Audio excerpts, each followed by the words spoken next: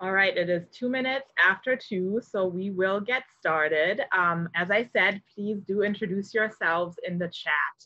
Tweet along with the hashtag #VivHigherEd and continue engaging with each other in the chat if you would like, and definitely dropping questions and comments that come up as I go through this content, because I do hope we'll have an engaging discussion and a chance to network at the end. So thank you so much for taking the time today to join me for this 30-minute webinar. I'm really excited. We have at least 3 different countries represented on our registration list. We have some folks in Dublin, Ireland. We have people from the Netherlands, and we of course have people from the United States. So an international crowd, which is really great. I hope you're all doing well here in New England. We are finally seeing better weather after April gave us cold and gloomy days. And more importantly, the COVID-19 cases here in Massachusetts are finally hitting a plateau and declining, including hospitalizations and deaths. So that's some really good news, and is giving us a reason to be hopeful for the future. I have a few goals for today, but first I'll introduce myself before I go over those. So I'm Suzan Brinker. For those of you who don't know me, I am the lead strategist at Viv Higher Education, which is a full-service marketing agency for colleges and universities in Boston. And I was previously a director of marketing at Penn State World Campus, and then later at Northeastern. I'm very passionate about higher education, enrollment management, and higher ed leadership. So definitely excited to share what I've learned over the last couple of weeks and how we can move forward from the current situation. I have a couple of goals, which are, I want to share the insights that I have found to be particularly useful, as I said, over the last weeks and months. I want to give you some actionable strategies and tactics that you can apply in your work immediately and also over the long term, regardless of what budget situation you're currently facing. You may be dealing with some budget cuts, or you may not. I think that the ideas that I will be sharing today will be actionable either way. And I also want to instill some confidence as you walk away today. Hopefully you'll feel a little bit calmer and feel like we all got this, because while it is a very challenging situation to be in right now for anyone in higher education and enrollment management, there's also some good news and some reasons to stay really confident and hopeful. I don't think I just speak for myself when I say that the last few weeks and months have been very overwhelming. And when you look across the advertising and marketing world, you are seeing a lot of messages that seem very similar, and that's probably partially a result of the overwhelm that everyone is feeling. But today I want to help you and your institution reclaim your unique voice and develop a roadmap for strategic management of your enrollment pipeline. In case you're wondering, what is Viv Higher Education? As I mentioned before, we're a full-service web marketing and marketing agency for colleges and universities in Boston. And definitely let us know if you need any help right now. We're always super happy to just have a no-cost, no-obligation consult, kick out some ideas, and also ask questions that hopefully spark some ideas on your end. So to start, I have a situational analysis of the enrollment picture that colleges and universities are dealing with right now. Definitely challenging to even know what's going to happen in the fall more than ever. And part of the reason for that, as you all likely know very well, is that we're not sure what's going to happen in the fall. Will students be returning to campus? Will we still be online? Will it be a hybrid situation? Will there be a changed schedule for the academic year? All of those things are very much up in the air. And what we're seeing as a result across the board is that colleges and universities are estimating a 10% decline in their overall enrollments. And that is an average that I'm seeing across multiple different sources, and that seems to apply to colleges and universities regardless of their size, type, and enrollment composition. Perhaps more concerning is what's happening on the international side. Of course, that makes sense because international students are not only sort of on a different timeline with COVID-19 as it's peaking in different places at different times, but there are questions about visas and the ability to travel. And so yes, that's going to impact the summer, of course, it already has. It's going to impact the fall and the spring, but patterns in global student mobility will likely shift for years to come. And that's going to be very challenging and introduce a lot of uncertainty into enrollment management units. But to end this slide on a positive note, we do know from the 2008-2009 financial crisis and recession that graduate and professional enrollment runs counter-cyclical to the economy. When I was at Penn State earlier in the decade, we were definitely dealing with enrollment growth that was in the double digits every year as a direct result of the recession, as young professionals were not finding work or work that they really found fulfilling, and as a result went into graduate school or sought to supplement their resume with additional educational opportunities. And so cling on to that, knowing if you are responsible for enrollment growth in those areas, that will be an opportunity for your institution to position yourselves for that growth and potentially tweak some offerings that you have to better meet that demand. I also wanted to share this framework for crisis management that the Huron Consulting Group put out there, and they specifically tailored it to higher education. My guess is that you and your institution are currently somewhere between the triage stage and the stabilization phase. And the transformation phase is sort of far away still, but I do want to encourage you to keep an eye on that, because it's really energizing to think that the crisis will likely put you and your team and your institution in a spot that enabled you to bring some positive change and to maybe, dare I say, end it stronger than you went into it.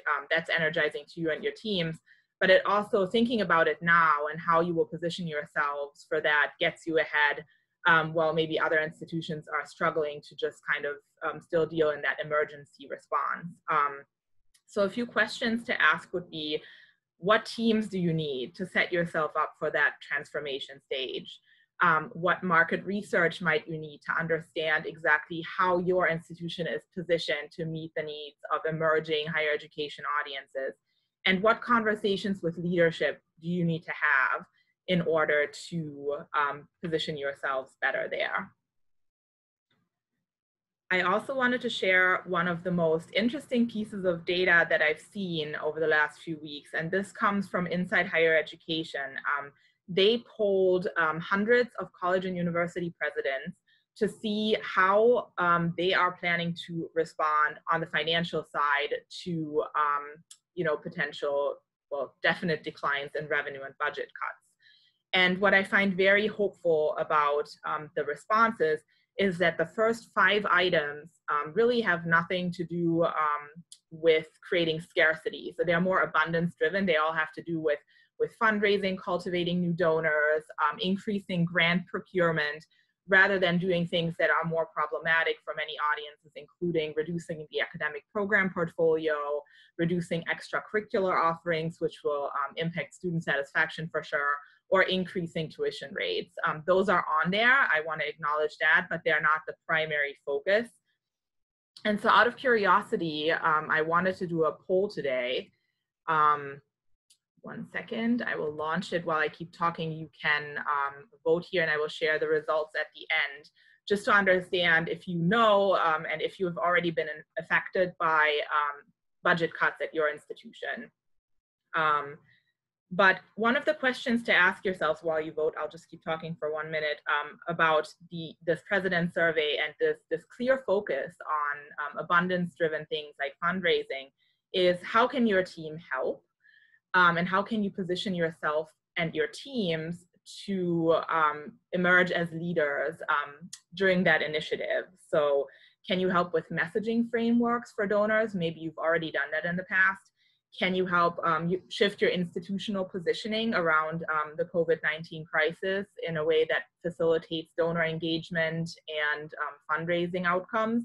Can you help develop video content that is really inspiring, that that fundraising officers can use in meetings? Those are all ideas that you could bring to the table to help your leadership as they embark on increased fundraising efforts. So I will end the polling right here, and I will share with you at the end what the results are. It looks like hiring freezes have been applied to 55% of your institutions, as well as spending freezes at 36%. So that jives with what I've seen on other platforms for sure.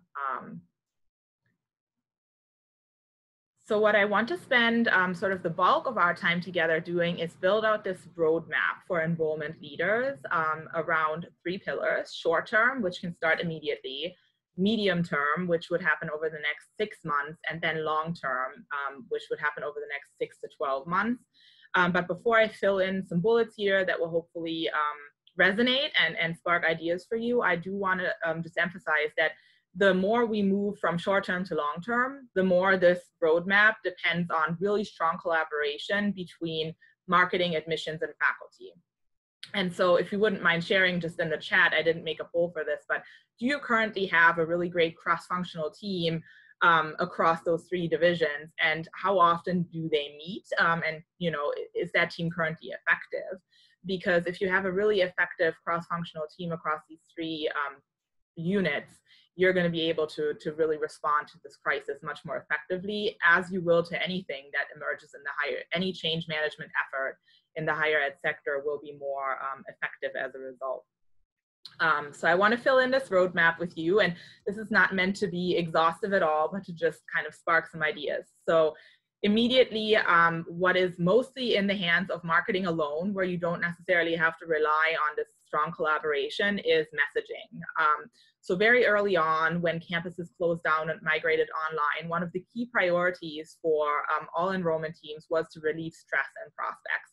So if your institution pushed back deadlines for deposits, if they made tests optional or pushed back deadlines for tests, if you waived admissions or application fees, excuse me, all those things needed to be made known to prospects and applicants right away, whether that be through social channels, via email, but just making everybody aware of those changes that were usually meant to benefit students was really important. And then the next immediate phase was virtual engagement. So I know a lot of institutions pulled off really, really impressive efforts to move events into virtual spaces. They shifted their admissions and marketing dollars even more into virtual tools, and were able to facilitate virtual advising, virtual conversations with faculty that otherwise would have been event-based. And I know that if you are currently in an enrollment management unit and working in one, probably are already well on your way when it comes to these 2 bullets, right? The relieving stress and the virtual engagement. Social listening is something that is really, really important right now. And what that means is for institutions to become really strategic and intentional about listening to students, alumni, parents, and other stakeholders across social channels. Key channels for this usually are Twitter, Reddit, TikTok, Instagram, Facebook, Snapchat, other channels that you have access to where you can follow conversations about your institution. And you can really step into a leadership role there to equip leadership with an understanding of what are the pain points that stakeholders are encountering, and what are the buzzwords that are coming up, are sentiments leaning towards negative or positive, and what are some easy quick win decisions that the institution could make to show that we're listening. And this goes along with the next bullet, which is authenticity and also transparency. We're listening to you. Here are things that are in our control that we can affect. And I have an example for an institution that did that a little bit later, to just show that it's not falling on deaf ears. Leveraging faculty, I know I said that this column is really in the hands of marketing, but what I really just mean by that is, can you leverage faculty to to engage them in fireside chats that are virtual? Can you get admitted students FaceTime, maybe even one-on-one FaceTime with faculty? Can you do faculty webinars or videos? Anything like that will really resonate, because what students are craving more now than ever, and also prospective students, is that sense of belonging. Many of them are isolated to some extent at home, hopefully with their families, but they really want to feel like they're part of something bigger than themselves, and a college campus is usually one of those places where they feel that way. So interaction with faculty, other students, and other university representatives can really go a long way in facilitating that. And then now, if you have some extra budget, or even if you want to play around with some earned tactics, pilot new channels and see where you can reach additional students and prospects online to facilitate that engaging and authentic exchange. Next, the medium-term pillar has to do with audiences, and more specifically, really exploring audiences that you currently are not fully serving yet. At Penn State, we did a lot of prospect profiling and market research and message testing around audiences such as military, working professionals in companies that were looking for tuition reimbursements or remission, international students, government employees, but there are new emerging audiences in the higher ed space, such as Latinx, return to work moms or dads who have taken off time for a few years and are looking to get back into the workplace and are looking for skills to equip themselves for that. And of course, now with the large unemployment that is happening globally, you know, what kind of audiences can you target that would really be able to use your program portfolio? And while in the long-term pillar, we're really getting into tweaking programs to better serve market needs, in the medium-term pillar, we're not yet looking to adjust our program offering and our product, but rather we're looking to finding audiences that sort of fit what we're currently offering. And that's why it's medium-term. It's a little bit more actionable right away. Geo-targeting is also an interesting one, because a lot of students who typically go to school a little bit further away from home have now returned home, and that has shifted sort of the student population that is in the immediate vicinity of your institution, especially if you're in an urban area. And so thinking about some geo-targeted campaigns, digital campaigns, would probably also be worthwhile. You can then also develop content around each of the audiences that you identify as priority. Think about creating a content calendar and blogging, doing video content and social content to reach those specific audiences, and use hashtag strategies to aggregate the conversations that are happening. Enrollment coaching is also a really important tool if you're lucky enough to either be working with an external enrollment coaching team or have one in-house. Definitely leverage your enrollment coaches if you're not already, to listen to the problems that students are encountering right now, things that they're looking for that they're currently not getting from the institution, and have them create themes so that you can present those themes to leadership and make your institution more responsive to what they're hearing.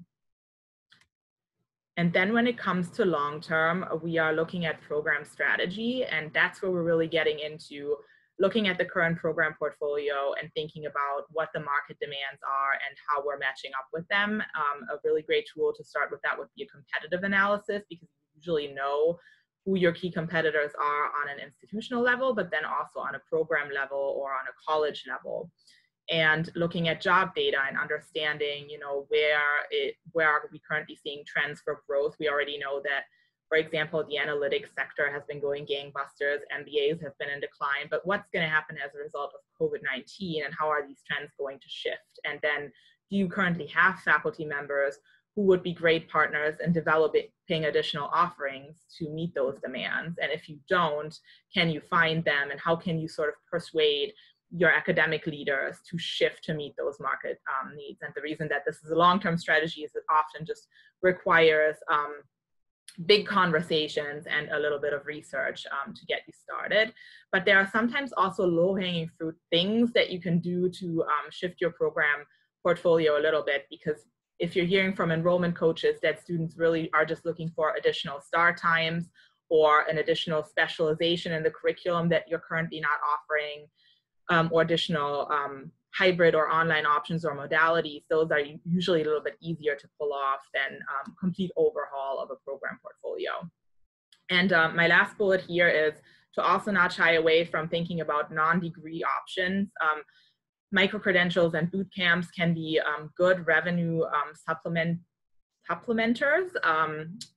I wouldn't focus entirely on those because your degrees are still the bread and butter of your institution, but it's always nice when you have a strong portfolio such as business or analytics that are usually performing pretty well to supplement your offering with some non-degree options there as well.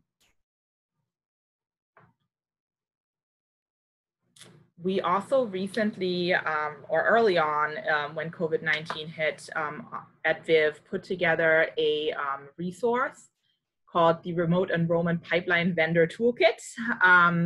We are constantly sort of evolving this list, but what we did is we basically mapped out the stages of the enrollment funnel, so lead generation, applications, enrollments, and retention. And we found vendors and had conversations with vendors that we think would be great partners if you have it in your budget to increase ROI and do real deep virtual engagement right now. And I will send you after this webinar this resource along with the webinar recording so you have it. And we're very open. It's not even all showing up on the screen right now, but we're very open to feedback because we're always updating this. And so if you have a great vendor that you've worked with that you think should be listed here, we will definitely add them. But it's definitely in the spirit of we're all in this together. Let's share resources and get this sort of in a centralized location. So before we move into some Q&A, I just wanted to share a couple of examples of institutions that I think have done a good job illustrating some of the things we talked about today. First is Tufts University, which I am a fan of. They're actually right across the street from me, so I'm always more plugged into what they're doing. But Tufts had initially announced a virtual commencement for their senior class, along with many other institutions. And students didn't like it, and they were and not even just students, also their families. And that was obvious on social media. I even myself was reading some tweets of students who were very, very upset about this decision.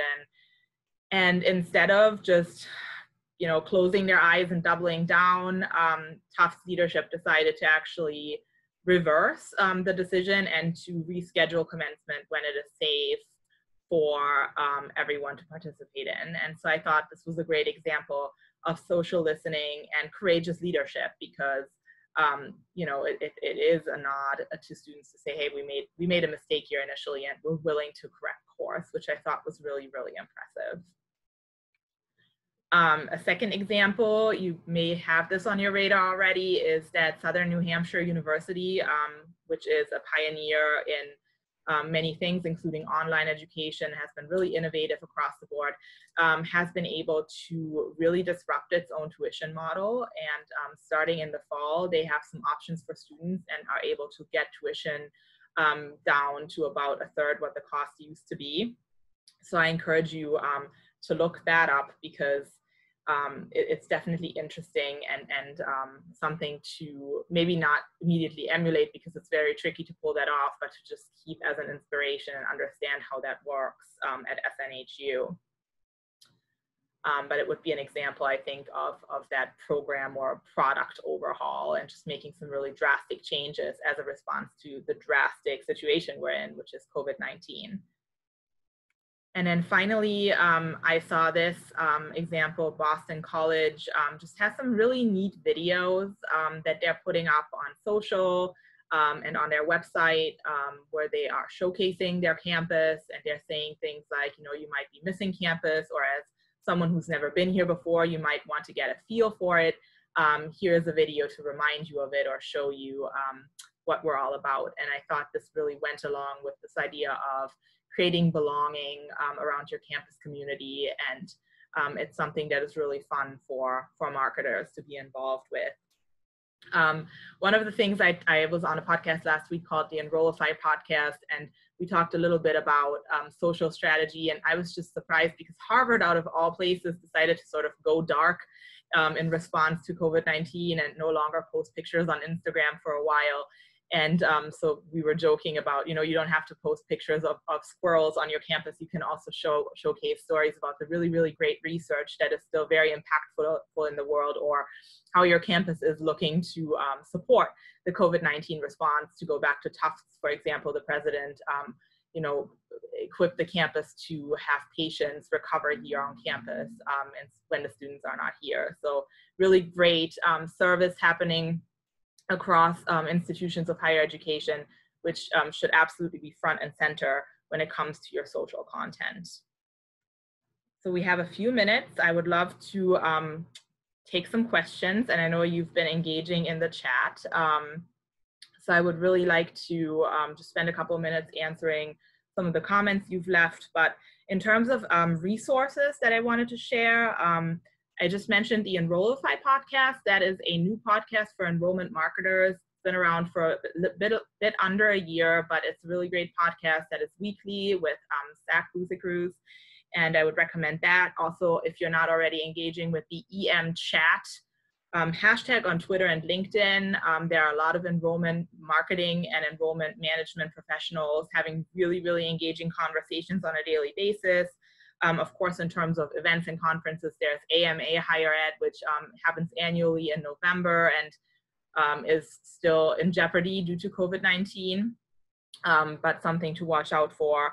And then Viv Higher Education, our agency, we also offer trainings and of course free consults if you would like to take advantage of that. So yeah, I saw in the chat a couple of comments about the importance of cross-functional work. I'm really glad that that resonated.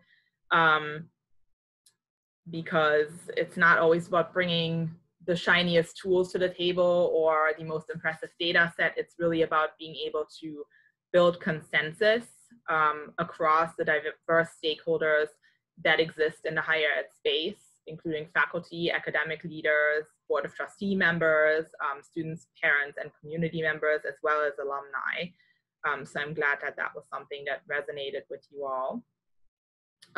One person said that they do meet regularly with admissions, but not as much with faculty. I think that's really, really typical for higher ed marketing teams to work more closely with the admissions teams. So, a few ideas for how to work more closely with faculty would be to find faculty members that are friendly towards your teams and that are willing to roll up their sleeves and be pioneers and advocates for you to build more cross-functional collaboration. At Northeastern, we introduced monthly meetings for each college between marketing, enrollment, the enrollment team, which was technically admissions, and the faculty leads. And those meetings were really, really beneficial in mapping out what needed to happen on a short-term and long-term basis to position those programs and to make informed decisions based on enrollment notes and other things. So we are out of time. I really, really appreciate you attending the session with me today. Like I said, I recorded this and I will make it available along with the toolkit that I showed you, which is a Google Doc and constantly evolving. This was a really impressive group that attended today, so thank you so much for your time. Definitely stay in touch. Like I said, I'm on Twitter, I'm on LinkedIn. My email is Suzan@vivwebsolutions.com. You can find me online for sure. And just to reiterate, we got this. It's a really challenging moment right now in higher ed, but we will come out stronger for it. Have a great rest of your day, and thanks again.